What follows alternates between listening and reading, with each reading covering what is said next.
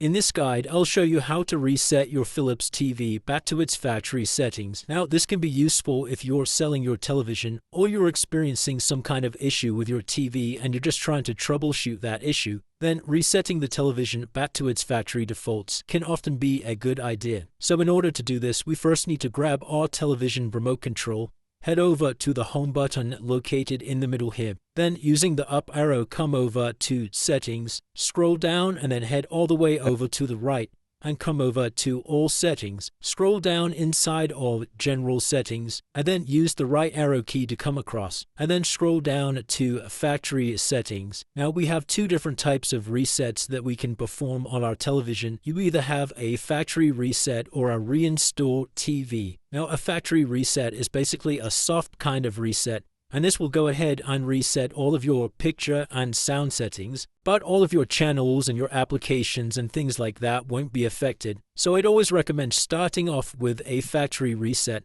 And to do this, just press OK on your TV remote and then come across and select OK. Now, if you did want to perform a full hard reset of your television, then we can come down to reinstall TV at the bottom here and once again press OK. And this is going to go ahead and reset all of your settings and applications and network passwords and things like that. So your television will be like what it was when you first purchased it out of the box, which can sometimes be handy, especially if you're selling your TV. So just go ahead and press yes here, and that will perform the hard reset. So it's as simple as that, guys. That's how you reset your Philips TV back to its factory settings. If you did find this video helpful, then please consider dropping a like and subscribing.